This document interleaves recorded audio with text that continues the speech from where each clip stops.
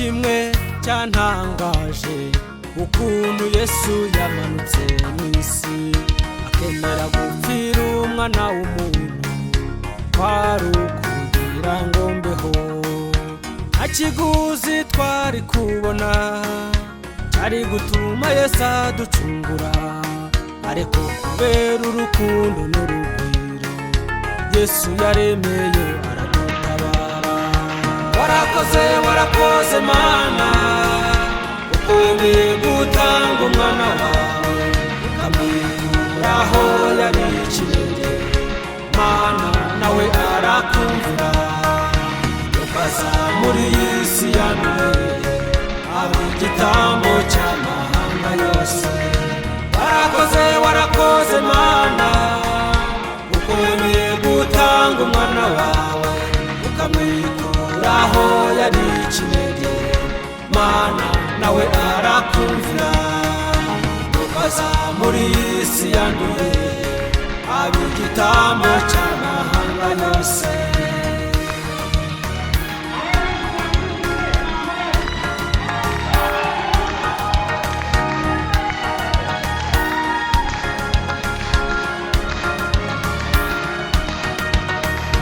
Hari dupfuye rubi mu byumve, ntabwo twarabo kubaho, ariko icyo nshimira Yesu ntiyitaye ku cyo turi cyo, ntiyitaye ku miryango, ntiyitaye ku moko, ntiyitaye ku bukire, kuko ibyo ntabyo nari kubona. Ahubwo icyo yashakaga ni ubugingo buhoraho, yagiraga ngo tubone ubugingo. Ninde utashima uwo mwami? Abo yacunguye tumushime, abo yacunguye tumuhe icyubahiro, tumuhimbaze arabikwiye. Uwo mwami aragahora ku ngoma.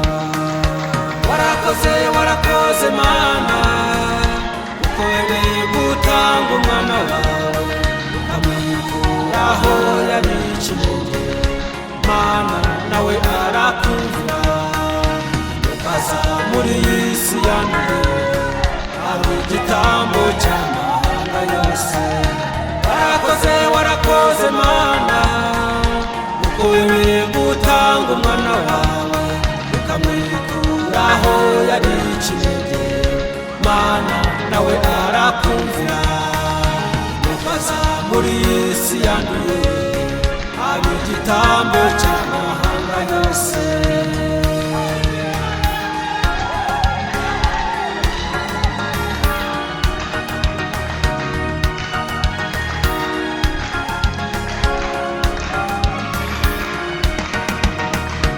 Warakoze warakoze Mana, warakoze warakoze Mana. Abagabo guha icyubahiro, ababyeyi tuvuze impundu, abana bato baguhimbaze, kuko mwami udufite ku mutima. Uwacunguye nanjye ndimo, Mana umpe kukwizera, n'abandi bose babishaka ngo barambure ukuboko kwawe. Warakoze warakoze Mana, ukwemeye gutanga umwana wawe ukamwikuraho yabiciye. Mana nawe arakumvira, ukaza muri iyi si yanduye aba igitambo cy'amahanga yose. Warakoze warakoze Mana, ukwemeye gutanga umwana wawe ukamwikuraho yabiciye. Mana nawe arakumvira, ukaza muri iyi si yanduye aba igitambo cy'amahanga yose. Warakoze warakoze Mana, ukwemeye gutanga umwana wawe ukamwikuraho yabiciye.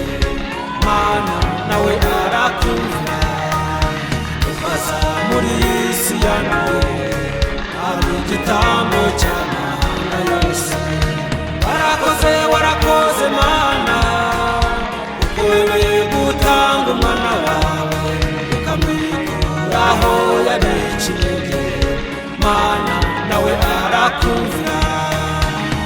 aza muri iyi si yanduye aba igitambo cy'amahanga yose.